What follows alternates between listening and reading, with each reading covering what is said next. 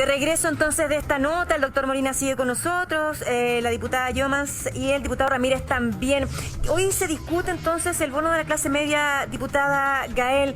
¿Qué información tiene al respecto? Hay muchos que siguen insistiendo en la posibilidad de una ayuda concreta y directa ahora ya pensando en esta cuarentena masiva. ¿Hay posibilidad de eso? ¿Es real o solamente son palabras al viento que se lanzan?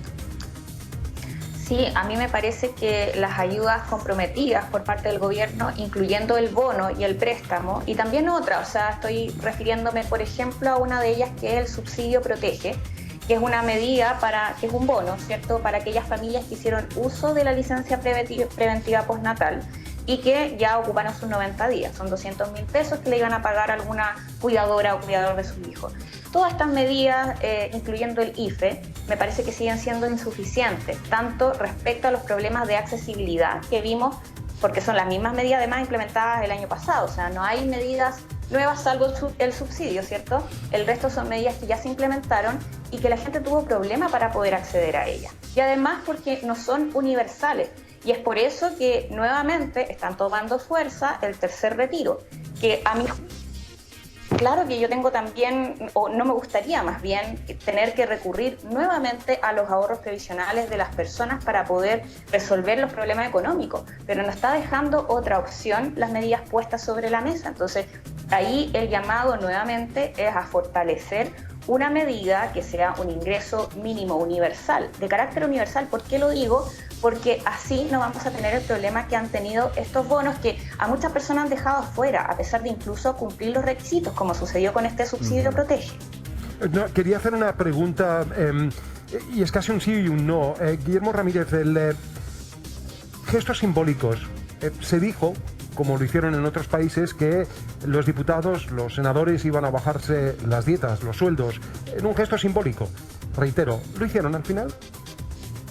Sí, pues se hizo, se redujeron las dietas, no solamente los diputados y senadores un 25%, también las de los ministros, también las de los subsecretarios y de la mayoría de los más altos cargos públicos en el país.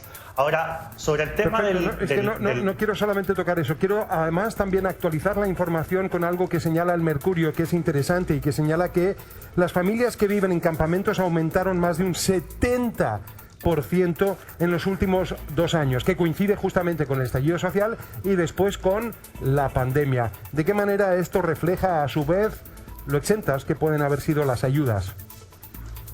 Bueno, y también coincide con las olas migratorias. Pero efectivamente este es un problema mayúsculo. La realidad en los campamentos es tremenda. Pero ¿en qué medida? Sí, mi tema no son los campamentos, son las ayudas. ¿En qué medida esto refleja la falta de una ayuda efectiva por parte del gobierno? Mira, las ayudas del gobierno han llegado a 9 millones de personas. Uno siempre puede pensar, o siempre se puede hacer más. Pero mira, déjame relevar un par de cosas, Amaro. Ayer llegamos a un acuerdo con la oposición, o parte de la oposición, con el Partido Socialista, con el Partido Radical, con la Democracia Cristiana, en el tema del bono que se va a votar ahora, en un ratito más, en la sala de la Cámara de Diputados.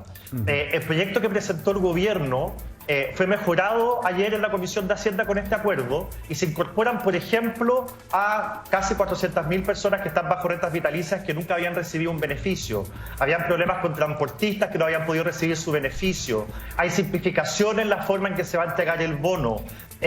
Hay más automatización respecto de los depósitos. Las personas que reciban el bono por error, por algo no imputable a ellos, no van a ser perseguidos. O sea, hubo muchos cambios que hicimos ayer producto de un acuerdo entre los parlamentarios oficialistas y los parlamentarios de oposición y el proyecto hoy día va a aprobarse rápidamente con una amplísima mayoría en la Cámara de Diputados y esperamos que se pueda aprobar los primeros días de la próxima semana en el Senado para que se empiece a pagar en abril. O sea, se pudo hacer lo que trato bastante... de decir, Camaro... Sí, perdón, la breve interrupción. Se pudo hacer entonces mucho más con respecto a lo que era el proyecto original. Porque a lo que voy es, quiero destacar las palabras suyas, no se puede hacer más, es lo que siempre se argumenta. Acaba de dar muestra de que se podía hacer bastante más. Bueno, yo partí diciendo que siempre todos los instrumentos se pueden mejorar y que siempre se puede hacer más, eso es evidente. El problema es que cuando uno considera que algo es insuficiente, no puede ser un argumento para frenar las ayudas, porque siempre estamos discutiendo nuevas ayudas. Entonces, el mejor ejemplo es el tema de las personas que están con rentas vitalicias. Durante instrumentos pasados se dijo, oye, están quedando fuera. Bueno, entonces ese tema se consideró para el siguiente instrumento, que es el que estamos discutiendo hoy. Pero no habría tenido sentido dilatar o frenar las ayudas que se entregaron en el pasado. Todos hemos aprendido de esa experiencia y yo de verdad creo que lo que ocurrió ayer en la Cámara de Diputados con este acuerdo, al que no concurrieron todos, pero una gran mayoría de las fuerzas políticas, es una buena noticia. Va a permitir que algo llegue rápido, es muy sustancial, es mucha plata, y no impide que puedan haber nuevas ayudas en el futuro, corrigiendo las cosas o las falencias que tuvimos en los instrumentos anteriores. Diputada, pero Guillermo, a ver, por sí, favor. Lo que pasa es que Guillermo señala como que hay una disposición a frenar, ¿cierto?, ayudas económicas que se podrían haber entregado con anterioridad.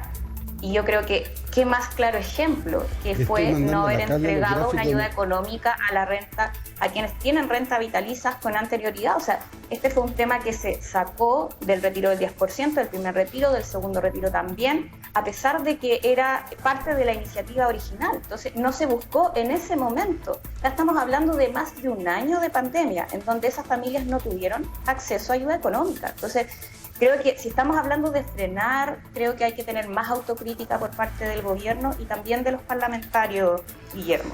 Diputada, acerca de esta situación con los apoyos, con los beneficios y con esa suerte de incapacidad de mucha población de sentirse parte de estos aportes económicos, ¿usted cree que hay una estrecha relación entre aquello y la incapacidad de muchos habitantes de reaccionar positivamente a las cuarentenas?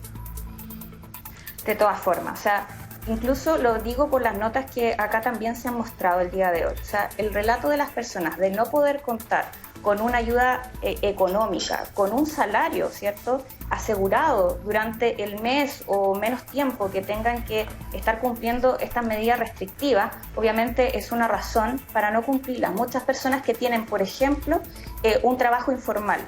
¿Cuál va a ser la forma de poder tener un sueldo, ¿cierto?, un apoyo económico, si es que no salen a trabajar y si es que todas las medidas, los bonos, son tan restrictivos y que no les llega a su bolsillo? O sea, no hay otra forma. Por eso que las medidas sanitarias, si son restrictivas, tienen que ir acompañadas de apoyos económicos que realmente puedan sustentar. Porque, por ejemplo, si hablamos del IFE, el IFE, a pesar de que ha incrementado su monto y también le llega, de hecho, es de las ayudas que le va a llegar a mayor cantidad de la población, ¿cierto? A pesar de eso, es un monto que la verdad es insuficiente y creo que en eso hay que también avanzar más. Yo no entiendo por qué el gobierno no ha presentado, que fue un compromiso del exministro Briones, un proyecto de ley para eliminar las exenciones tributarias. En eso va a encontrar apoyo en el Congreso, lo cual obviamente que no va a significar poder tener y contar con esos recursos económicos directamente, pero sí le permite al Estado, por ejemplo, capacidad de endeudamiento para poder entregar mayor cantidad de ayudas económicas directas. ¿Cómo lo ve el doctor Molina justo en esta conversación para incluirlo, doctor? Esa incertidumbre de no saber si me va a llegar y cuánto me va a llegar, aparejado también de no saber ¿cuánto duran las cuarentenas? ¿Sería una locura pensar que nos dicen, por ejemplo, vamos a tener 2 semanas de cuarentena? Así, una comunicación clara y firme. Y este es tu monto, este es tu dinero. Claro, son 2 semanas, esto le corresponde a cada ciudadano, o eso es como en el país romántico del nunca jamás. ¿Cómo lo ve usted? ¿A mí me preguntaste tú? Sí. Ah, yo lo veo, perdona. Sí, toca usted. Estoy medio volado. Para fines prácticos es fundamental y tener claro que para que tenga algún efecto la cuarentena se requieren 2 semanas. Aquí no estamos probando. Para que veamos que no se inunde el vaso, tenemos que llegar gota a gota. Y esto es lo que hace en el fondo la cuarentena, es enlentecer la caída del agua para que no se rebase el vaso. Y ese vaso son las camas de unidades críticas. Pero Doc, ¿usted cree que podría acotarse? Es decir, vamos a tener 2 semanas y media o tendremos 3 semanas, porque finalmente siempre nos dicen, vamos a entrar en cuarentena, pero nunca nos dicen cuándo van a terminar. No. Sí, lo que pasa, Tonka, que tenemos que hacerla bien y las cosas las hacemos más o menos. Si las hacemos bien, podemos evaluar a 2 semanas, porque ahí vamos a ver desde el día de hoy hasta 2 semanas más cuánto baja. ¿Hacer bien una cuarentena según usted? Es evitar la máxima movilidad y no sacar el subterfugio, la letra chica y ver todos los autos que muchas veces vemos en la calle igual. Bueno, la movilidad ayer por lo pronto bajó solo un 14%. Así es. Ya, y siguiendo el hilo del doctor diputado Ramírez, ¿quiénes son A ver. los responsables? No quiero decir responsables, pero ¿quién tiene la pelota en esto de no poder hacer una buena cuarentena? De más está decir y recordar las palabras del doctor Bernucci, que dijo que las cuarentenas de Chile eran de las peores del mundo. ¿Qué dice usted? Sí, mire, Tonka, yo creo que tú tienes razón. Y yo quiero tomar lo que tú estás diciendo y hacer un llamado al gobierno. Y ayer alguna conversación al respecto tuvimos. Déjame comentarte un par de cosas.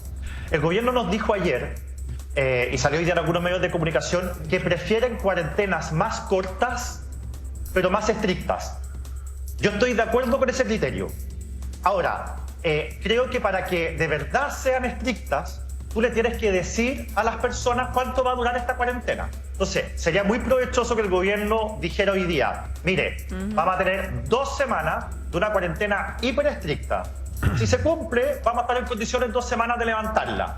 Ya, pero le puedo Si no poner se un punto. cumple- ¿Cómo la persona va a Sí. cumplir esa cuarentena hiperestricta si tiene que salir a la calle a trabajar o a ganar algo de Pero, dinero Tonka, para llevarlo a Eso la es lo que casa? quiero justamente, y guarde todavía, Por eso ¿verdad? Sus mismo- municiones, guarde sus municiones, diputado, porque también Ok. es lo que quiero preguntarle a Juan Carlos Molina. ¿Cuál es finalmente la consecuencia en salud de sus aportes que pueden no llegarte en lo económico? Vamos. y Para fines volvemos. prácticos- Vamos y volvemos.